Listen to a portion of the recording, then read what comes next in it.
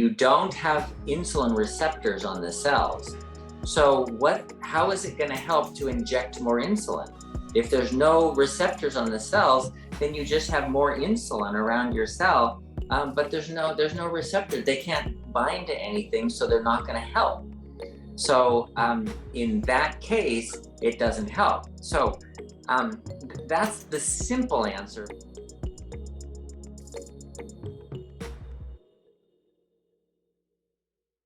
And welcome to the Fixed Blood Sugar webinar. We are over 200 episodes into these webinars. And so much good information out there, guys. We're having a lot of fun.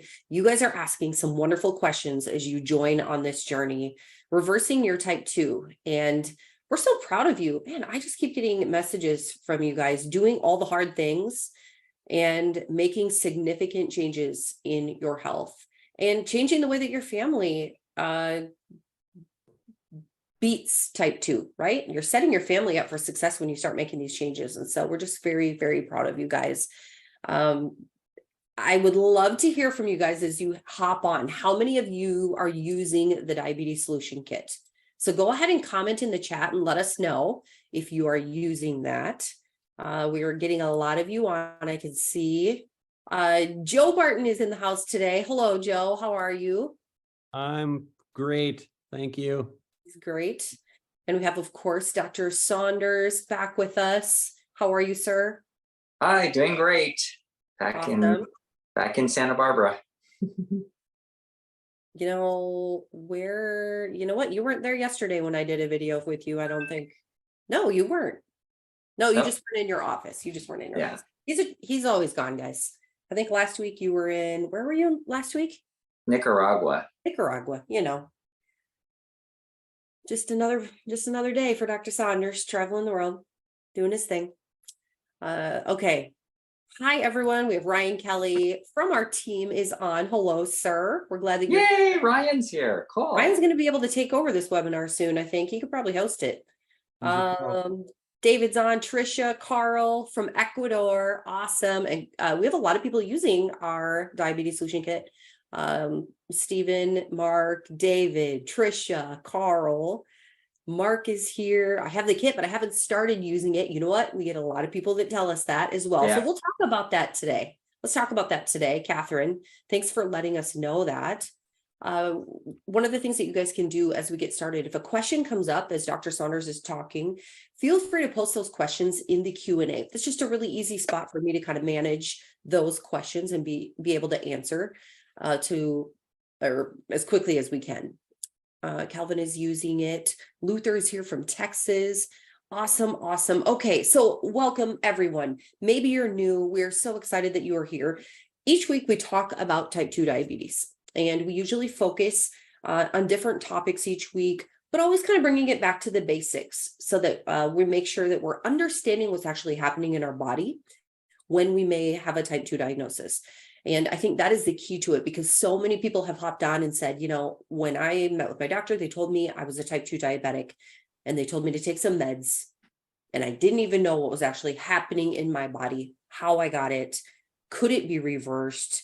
What can I do naturally? Or can I do anything naturally? What does my future look like with this disease, right? And so that's why we're here. That's what we are going to talk about today. I'm not, but Dr. Saunders is going to. We'll just ask him some questions. Before we do that, I just want to give a quick disclaimer that Dr. Saunders is not your doctor, so please consult with your professional before you implement any of the things that we talk about today. Judy is using the Diabetes Solution Kit as well. I am resting at my weight right now and trying to settle everything, and then I'm going into the next phase. Good for you, Judy. Vincent, hello. Barbara just ordered hers today. That is awesome. So Barbara, have you been on the webinars before?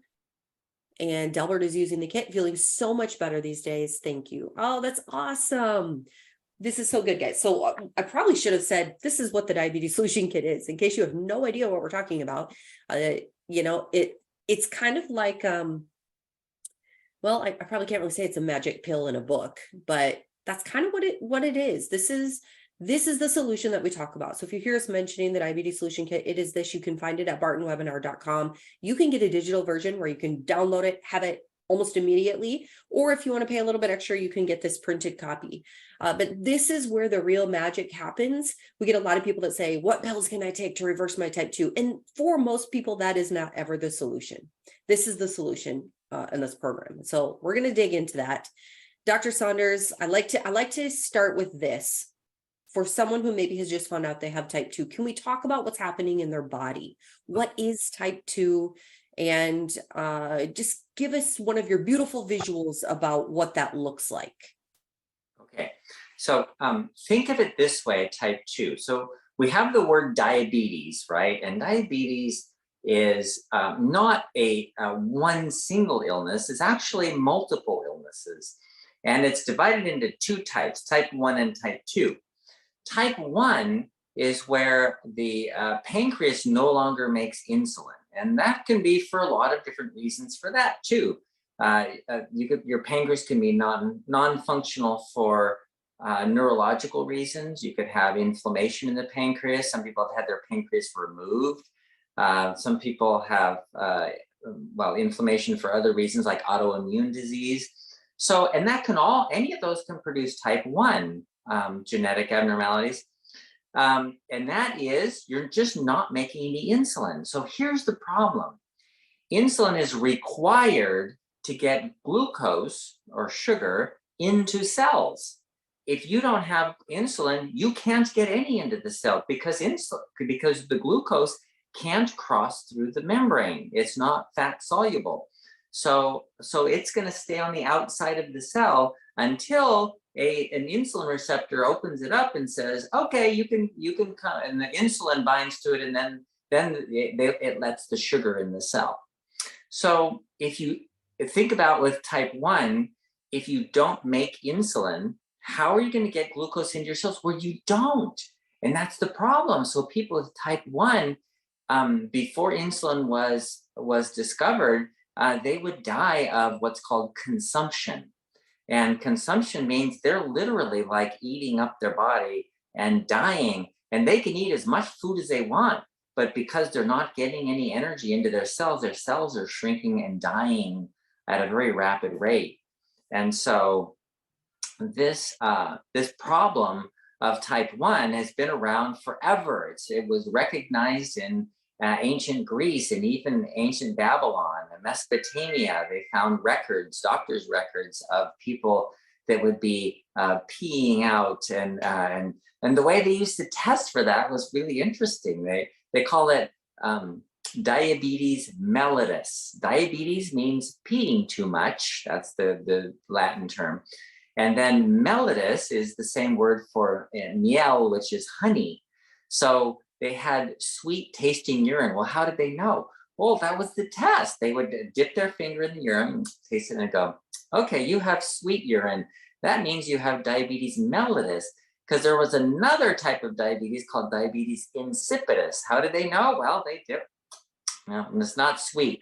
That is insipid or bland. So you could either have bland urine or sweet urine. And that's how they would distinguish the two. So these issues have been around forever, since human beings existed. So the type 1 is where you're not making enough and you're dying, and you just have to get insulin. You need insulin. So no matter how you look at it, people often say, well, I want to get off insulin. Well, you know what? If your pancreas is not making insulin, you got to get it somehow. And there's a nasal spray now that might work, inhaled insulin. And then there's the injected insulin. And that's pretty much what everybody sticks to, is the injected. So then we go to type 2. What is type 2? Well, type 2 is, in a sense, the opposite problem. So even though they have the same name, diabetes, they really have the opposite problem. Because remember, diabetes just means peeing too much. So these guys that have no insulin, they're peeing too much because their blood sugar goes way up. And then these other guys that have type 2 diabetes, they're peeing too much because their blood sugar goes up. But it's a totally different reason, a totally different problem. Type 2 is too much. You have this cell that has, you're eating and eating and eating. And as you're eating and eating, then you make insulin. Every time you eat, you make insulin. So you got high levels of insulin. And the cells are bringing in sugar like crazy. And so the cells fill up with sugar and they're just overfull of sugar. So what they do is they stop making insulin receptors. So then you have insulin, but it can't work because you have this cell that has no insulin receptors. The insulin looks around, nope, no receptors there, moves on to another, nope, no receptors there. And then, so it's called insulin resistance. Insulin resistance is simply your cells have no insulin receptors. Well, why don't they have insulin receptors? Because they're packed full of sugar already. Too much sugar. So it's a really simple issue of toxicity. Too much. Too much what? Well, too much sugar, too much fat. Fat causes insulin resistance as well. Too much protein. A lot of people don't know this, but proteins, amino acids, also induce insulin and create an insulin response. And your body can use protein to make sugar as well. And that's what glucagon does. So it's too much fat, too much protein, too much carbohydrates, too much sugar, and too much insulin.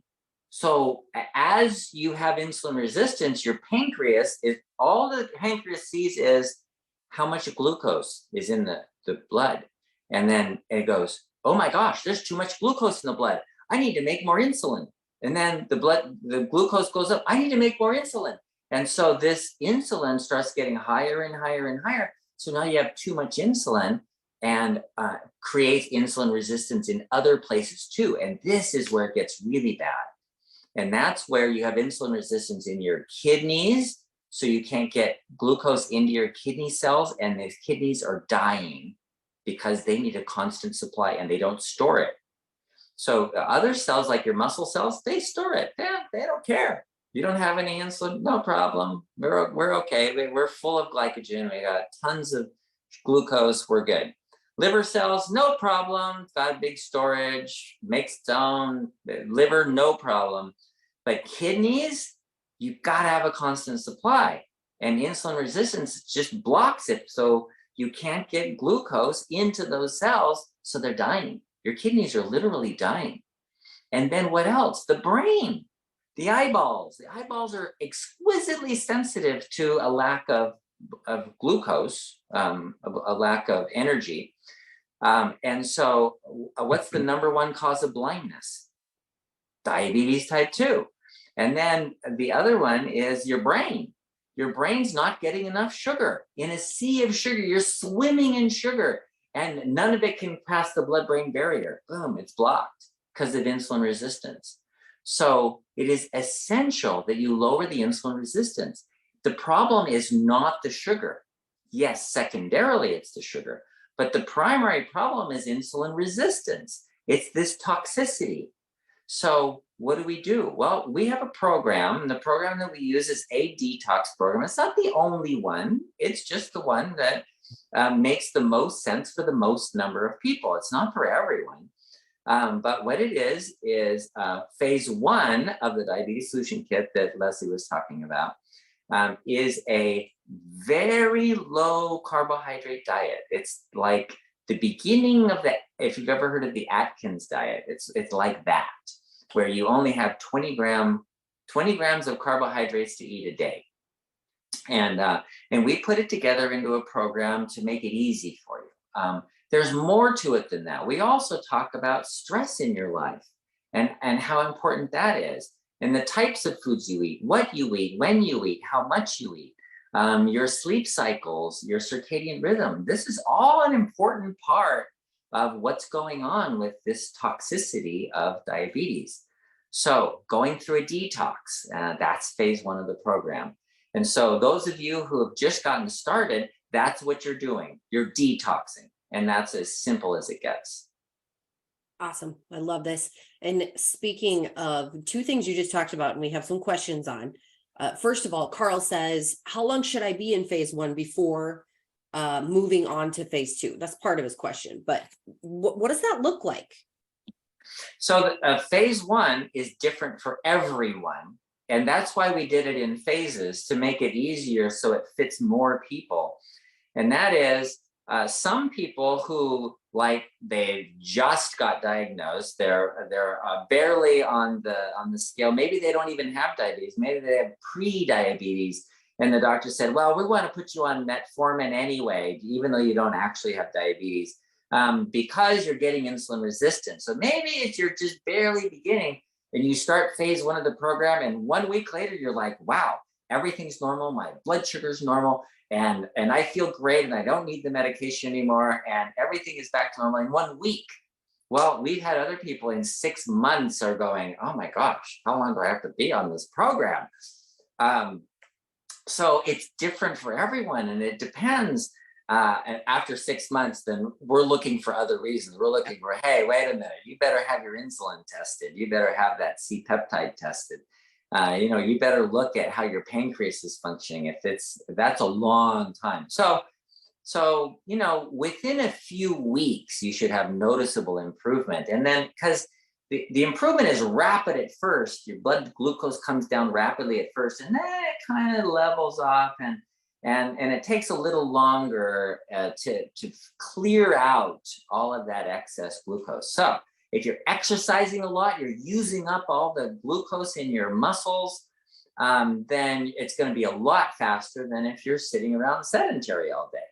So all of these will play into how fast or how long you need to be on phase one. Okay, Carl also had said, how long should I be in phase one before having to see an endocrinologist to find out what's wrong? I've been in phase one for about 3 weeks, and my readings are usually between 90 and 94, although they've gone down to 88 on 2 separate occasions. Wow. Okay. Well, 88 is normal. 90 is okay.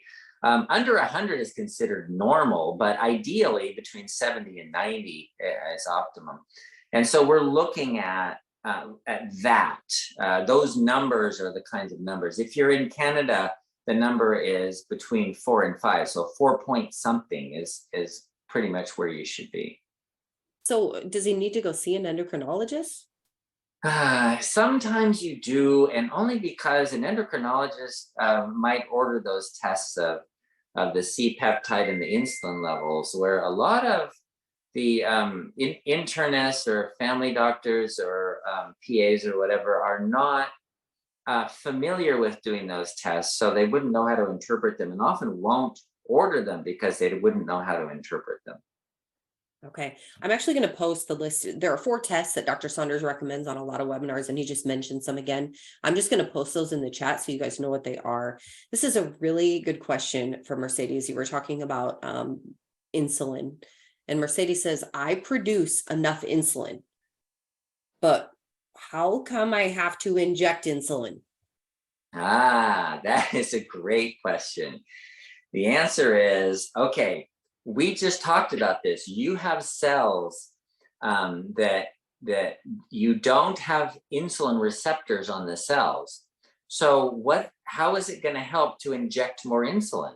If there's no receptors on the cells, then you just have more insulin around your cell, but there's no receptor. They can't bind to anything, so they're not going to help.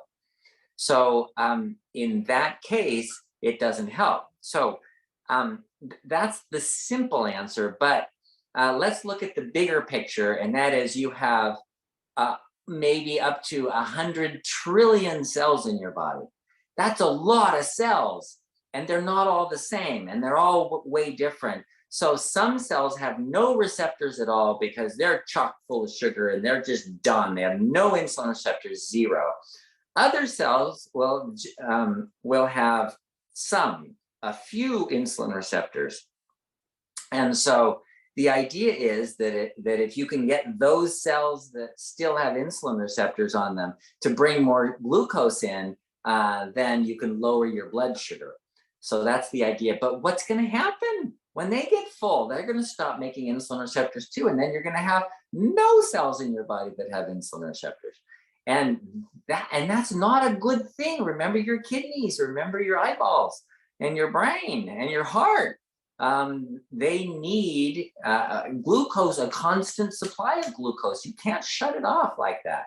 So, so taking insulin when you have excess insulin is not wise. Okay. David said I had started losing weight before starting the diabetes solution kit. I continue to use it, and my BMI has now dropped from around 30 to about 25. I notice when I get sick, my blood sugar rises. Is that normal? Yeah, that is really interesting. So congratulations. So from 30 to 25, 25 is normal. That's a normal BMI. And what's really interesting is if you look at the body mass index compared to life expectancy, 25 is pretty much the perfect place to be for the best life expectancy, not 20. So your doctor will say from actually old research that was done in the 1970s that the perfect body mass index is around 20. And for some reason, it's kind of weird. The research lately has shown that a body mass index of 25 has a higher life expectancy than a body mass index of 20. So that's good. So now the sickness part. When you get sick, you release cortisol. It's the stress hormone. And it's a natural hormone that helps your body respond to the stress of sickness. And part of what it does is block insulin receptors in certain tissues of your body so that your brain and kidneys and heart, so your organs have sufficient energy when you're sick. So it's normal for your blood sugar to go up when you're sick. But it's normal for it to go up a little bit. So, normal people will be in the 110 to 120 range maybe. Whereas people with type 2 have already some insulin resistance, this is going to increase their insulin resistance and they can go up to 150 to 200. So I've seen that. I love this note here from Catherine. She says, no one has ever explained diabetes as well as Dr. Saunders. Oh, thank you. I agree. I hope to make it simple for everyone so it's easy to understand. Yes, I love this. This is good. Larry said, what is the very highest number throughout the day that you want your blood sugar readings? Okay, you want your blood sugar readings, say a low end of like 60 or 70 up to what to be considered not a diabetic? Oh, very good. Yeah, low end 60 to 70, and maybe the high end 110, 120 is still considered normal. If like it's after you've eaten something, especially a big meal, if it goes up to 120, that's okay. Your pancreas, when it gets that high, should be putting out enough insulin to bring it back down. Okay. Question here from Jerry. What does Nervala do for me? And I'm just going to put a note in here. I think next week we're going to be talking about neuropathy. And so we may even talk about this a little bit more, but let's go ahead and dig in a little bit to Nervala. I'm going to pull up I'll pull it up online so that people can see it. But Joe, do you happen to have a bottle in front of you? I'd rather have a bottle in front of me than to have a frontal lobotomy. Yeah, That is funny. I'll get one. I actually just read that lobotomies are still legal. Really? Yes. Gosh, that's crazy. I don't know if they still do them, but I don't know why actually I do too. I was watching the Netflix series Painkillers. One of you on the last webinar I've heard of it, but one of you on the last webinar had recommended it. And it's talking about how OxyContin kind of first came to be, and very interesting. So that led me to check into those lobotomies and see if it's still a thing. Oh man, I can't believe that they let that guy do that. Oh, That is wow. incredible. Incredible. Okay, hold on here, Joe. Let me switch my view here. So there's our Nervala right there. And then would you mind reading the ingredients on the back of that bottle? Alpha lipoic acid and benfotiamine. Boom. There you go. What is so special about Nervala, Dr. Saunders? Why did we formulate that? So the question was, what does Nervala do for me? Yes, you're right. And the answer to that is, I don't know. So let's talk about what Nervala is and what it could do for you. So there's a common problem with diabetes is damage to the lining of the arteries, but not in the big arteries so much, although that happens too, which is why heart disease is part of it. But the tiny arteries, the little arterioles that are so tiny, and think of your blood as something like a thick fluid that's going through like a straw, like a little teeny straw, and you're trying to suck a triple thick strawberry shake through this straw about this big. Hey, it's like that. Boba. Mine isn't boba, but I liken it to boba when you try to get it through a straw, but it's too small. Yeah.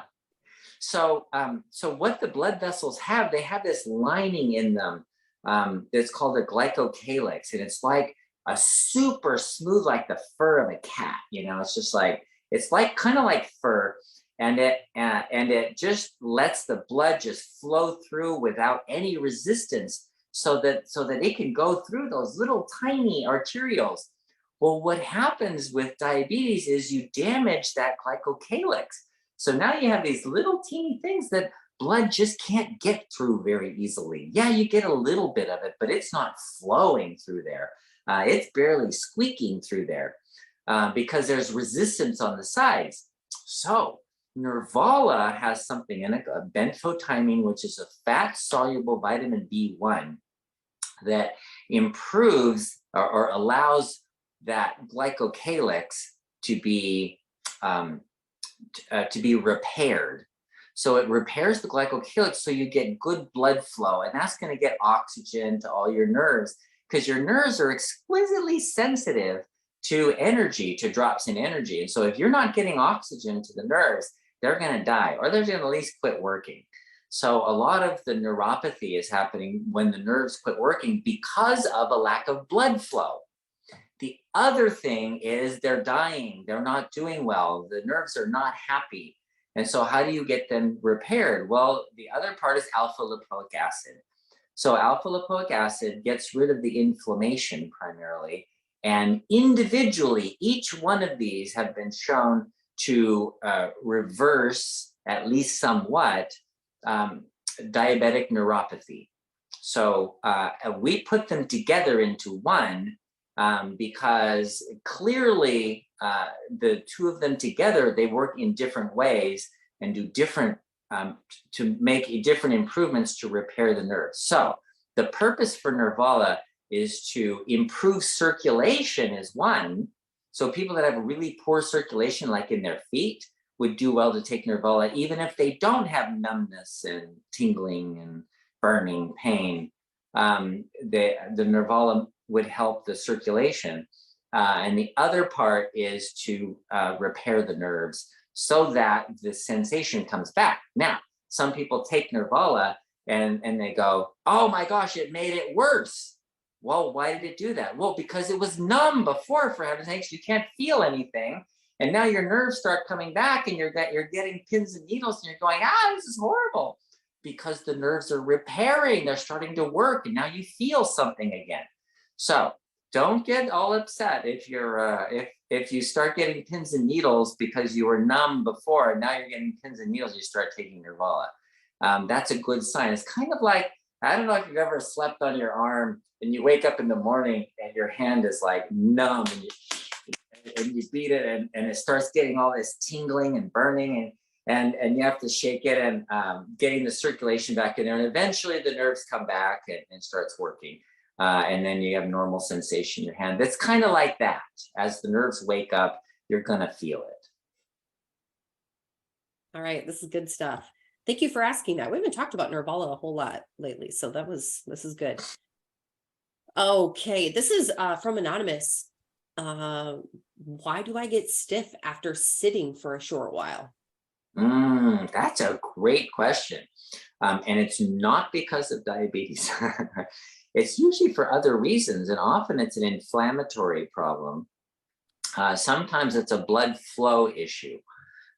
So the stiffness is generally in the muscles.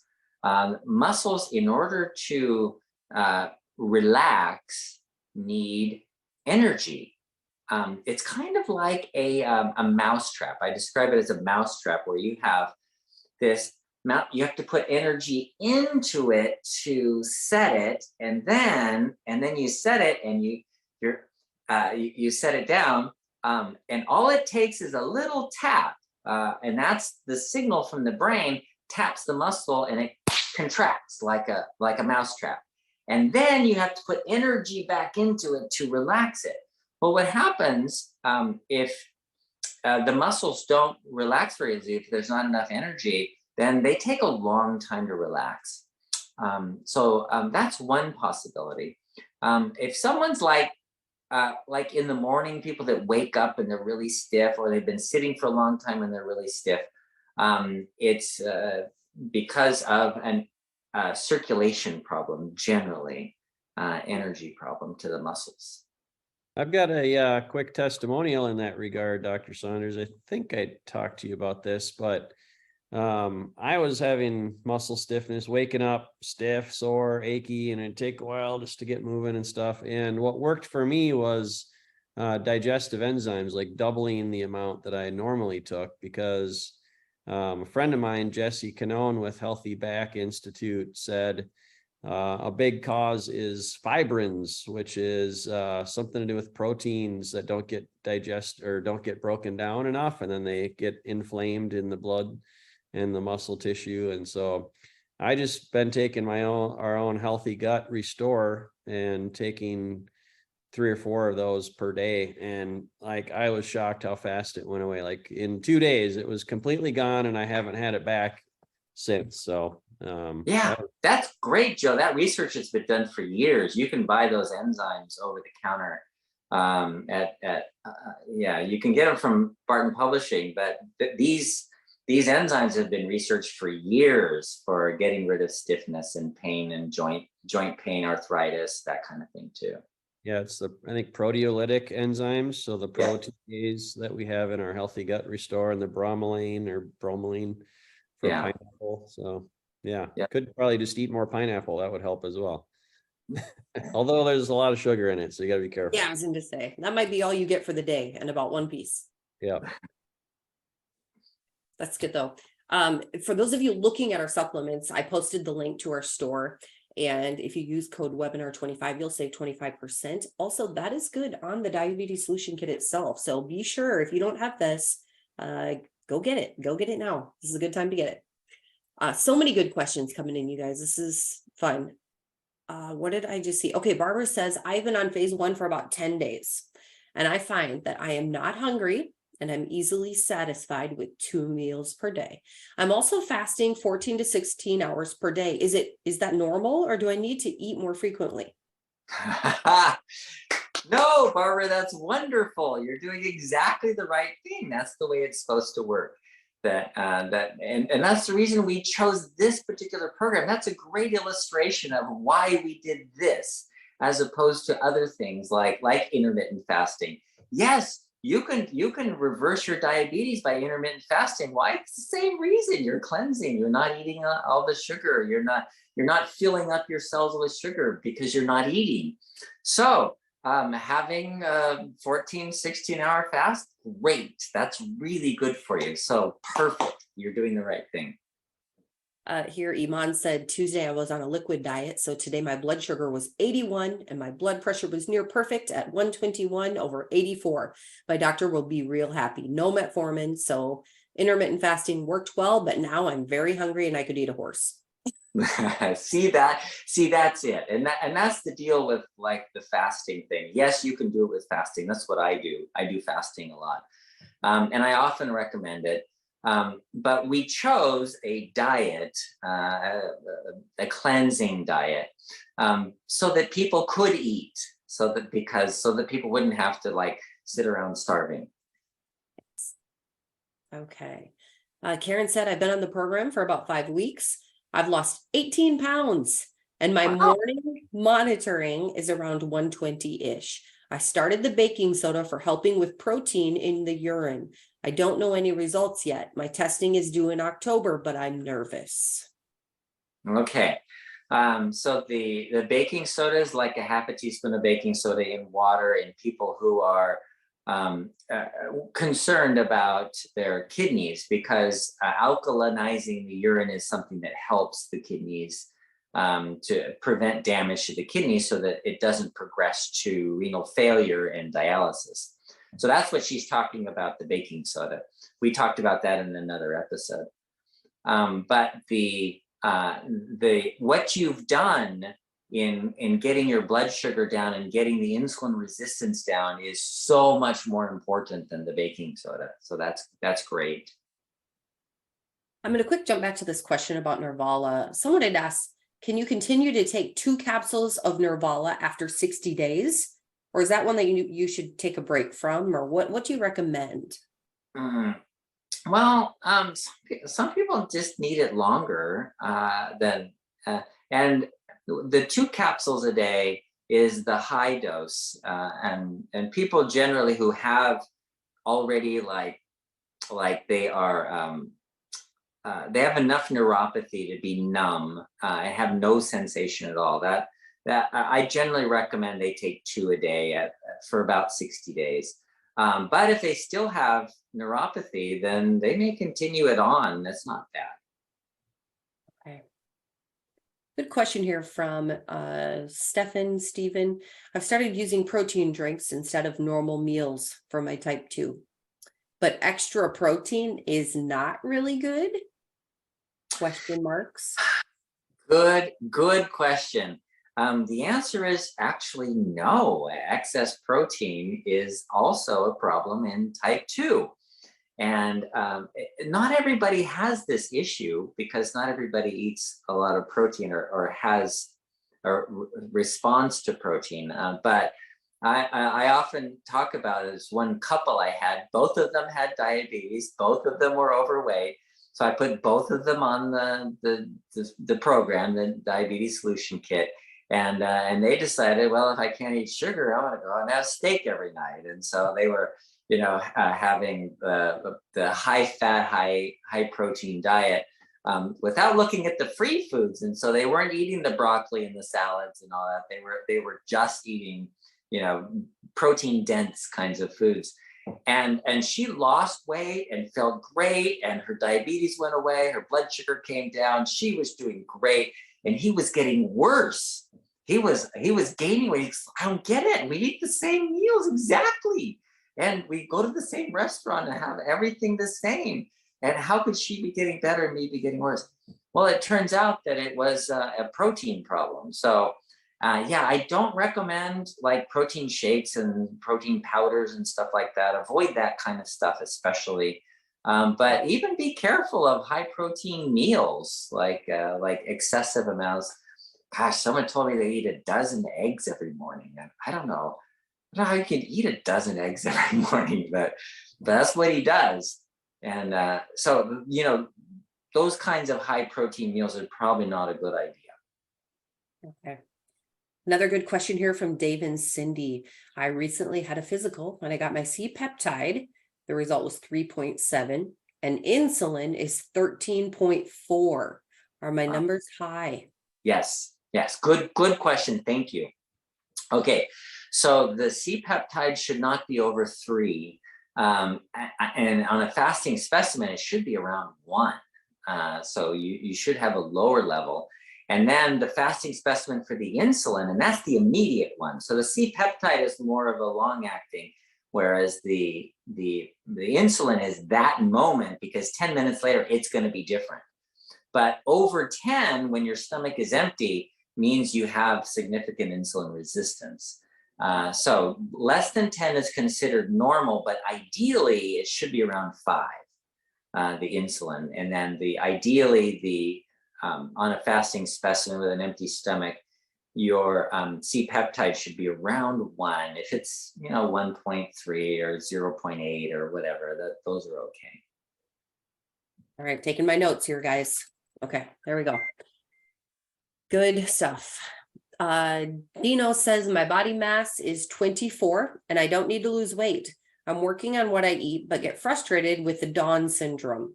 What can I do to work on that? My afternoon and evening numbers are great. What can I do for the dawn syndrome, meaning in the morning? Okay, so the Dawn syndrome is a sort of a stress response. And that is because you make cortisol, cortisol makes you insulin resistant.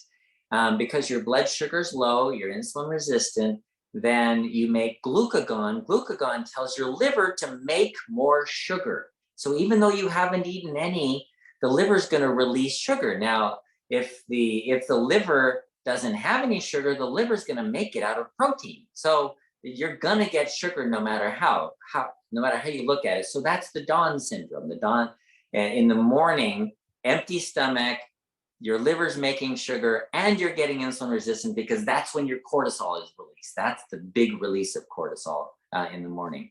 So what do you do about that? Well, actually, you don't have to do anything about that. If your blood sugar is maintained, like if you're wearing a CGM and you're watching your blood sugar, normal, spikes in the morning and then comes down, normal, with spikes in the morning and comes down, then it's not an issue. And you don't have to get frustrated about it. If you fast periodically, then you'll find that will go down too. Speaking of fasting, Eric Howell said he takes black tea and cinnamon and fasts for 4 days every 3 months. Is that too long? No, that's great. That's great. It takes, Dr. Walter Longo at USC has done a lot of research on this. And so he puts out a kit, a 5-day fasting kit that you should do once a quarter. Some people do it once a month. Once a quarter, 5 days of fasting is an ideal way to switch to fat burning metabolism, to kill all your cancer cells, to clean out your arteries, to clean out your brain. So it's a great way to cleanse. That's 4 days is great. Awesome. We do have a question here that says, oh, I lost it. Oh, what is the best to treat Barrett's esophagus? Okay, Barrett's esophagus is a chronic irritation in the esophagus due to acid reflux.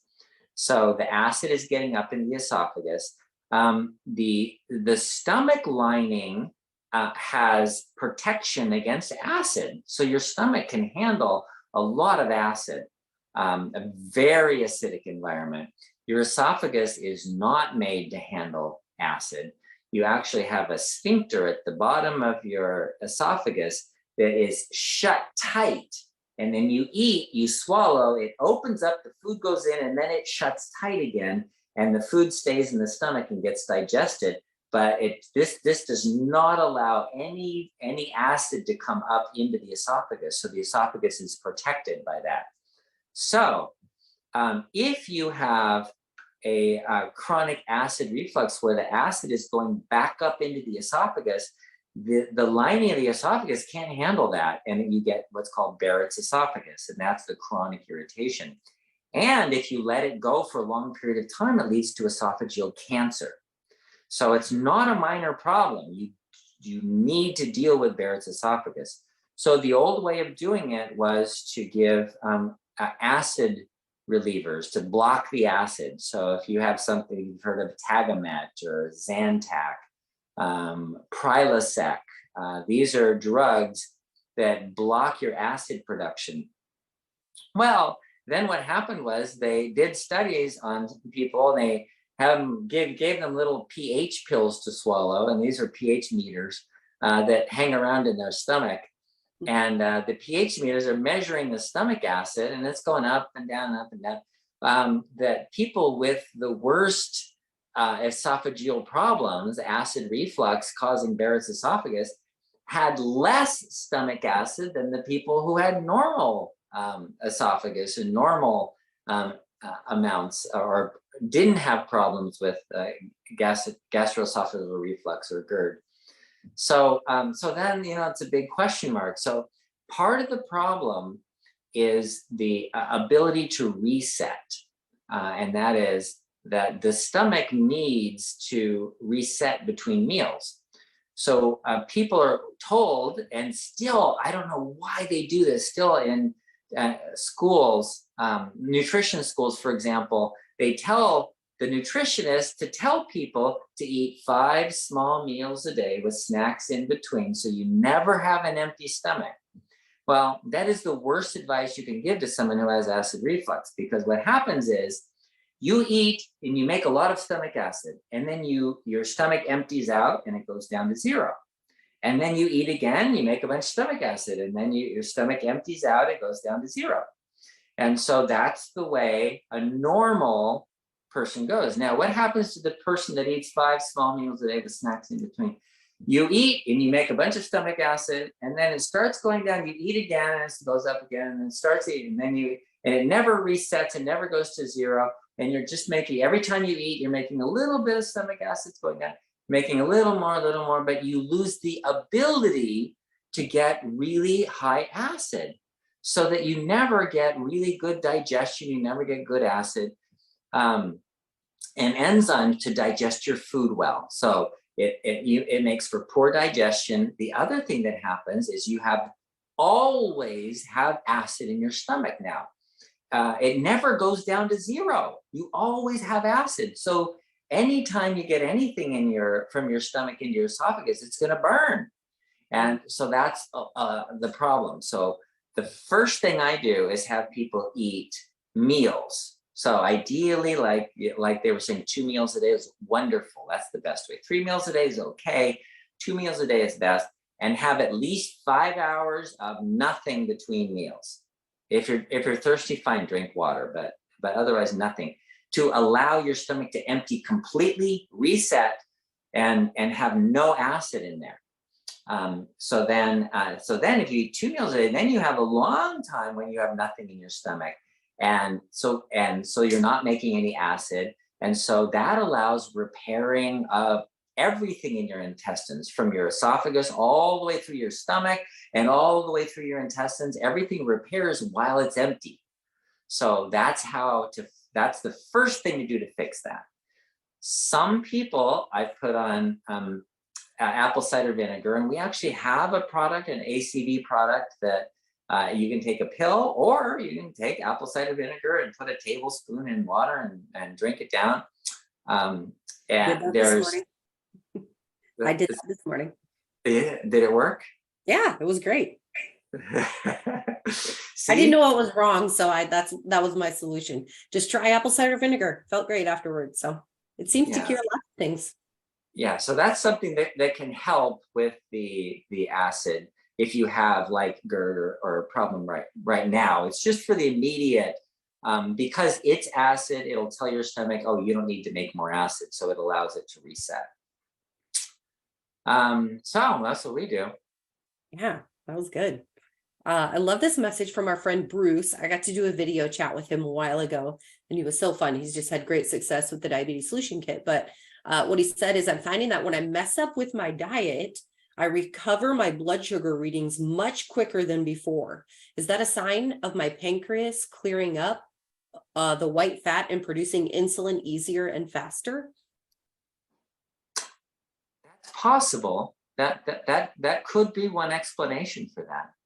Yeah, but consider also the other side, and that is the cells themselves they're using up the glucose, and so they're gradually opening up and saying, oh, we need more insulin receptors. So then you're getting more insulin sensitivity at the same time. So there's a lot more going on.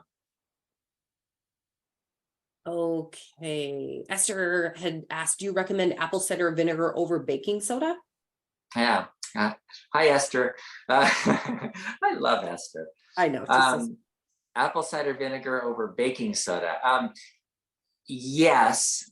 See, the apple cider vinegar is an acid that tells the stomach to not produce acid, whereas the baking soda is a base. It's an alkaline that neutralizes the acid.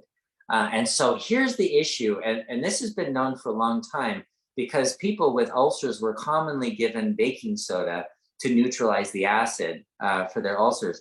But it's a temporary fix. By neutralizing the acid, the stomach goes, oh no, I need to make more acid. and then makes more acid. And that did the same thing with milk. People with ulcers used to be told to drink milk. And that would do the same thing, essentially. The calcium in the milk, the milk would neutralize the acid. And then because there's protein in there, the stomach would go, oh, I need to make more acid. So then they would end up with worse problems in the long run. So I don't prefer the baking soda or milk for acid issues. I think apple cider vinegar is a better choice. Kelly said, once I started taking my Synachroma, my glucose levels were great, so I was able to get off of metformin. But now I'm back to my blood glucose readings between 120 and 150. Can I take 2 Synachroma per day? No. Does that make sense? No, you can't. Yes, you could, but that's not the issue. I think it's so much better to deal with what's the underlying issue, what's the cause here. I'm not, if I take another pill, because it's not like a drug. The Synachroma is really the purpose, the reason we made it is we looked all over. We looked all over for, what could we put on our website that would be a good source for diabetics. And what they do is they just pack a bunch of junk in there and they say, oh, this is ginkgo in it, it's got cinnamon, it's got bitter melon, and it's got every single vitamin you can name, and the tiny amounts of each one. And so what we did is we put together a supplement that says, okay, most people with diabetes type 2 have issues with this, and that means I tested people. I know, not just from research, but in my own personal testing, that chromium is a common deficiency. Selenium's a common deficiency. Vanadium's a common. I see this stuff a lot. Vitamin D is a very common deficiency. So these are things that help the body to use sugar more efficiently. But it's not the program. The program is not the supplement. The program is a help. And so if you're taking 1 a day, just continue with 1 a day and go back on phase 1 of the program and just do that better.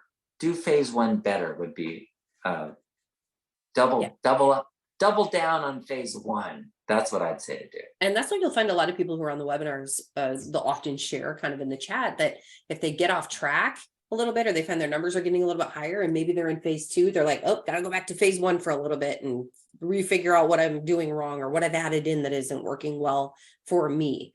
So that's the magic pill right there, the non-pill magic pill. All right, good questions again, guys. This is great. Julie says, can electrical stimulation foot pads plus Nervala help with neuropathy? Anything that you do to improve the circulation is going to help. And you know what? I was just talking with somebody about light therapy, that she was selling a LED light panel. I think it's like a wand or something. I forgot what it was. That you can give to diabetics and they can put on their feet, because this certain wavelength of light actually penetrates through the skin and turns on genes by means of, it stimulates what are called chromophores in the cells, turns on genes, it turns on the energy, it improves the circulation, it improves the energy production and protein production in the cells. So it like turns on the cells and it's light. There was a group of people that were saying, oh, we don't need to eat. We will bypass the middleman, all of the plants and animals and everything, and we're just going to take in sunshine. And so they expose themselves to sunshine, and that's all they need to do to get all the energy they want. Well, that's not entirely wrong, but it's not going to be enough. You're not going to be able to survive on that. But actually, the sunshine does turn on those energy production things. So what about the electrical stimulation? Yeah, a similar kind of process. As you're getting certain frequencies of wavelength of energy, of electrical energy, will also turn on certain genes that allow energy to be produced. So, and if it improves circulation, absolutely. Even warmth, just warming up your feet is a good idea. Julie says, can you have swelling, arthritis, and fingers? Can you have swelling, arthritis, and fingers and bodily from diabetes type 2?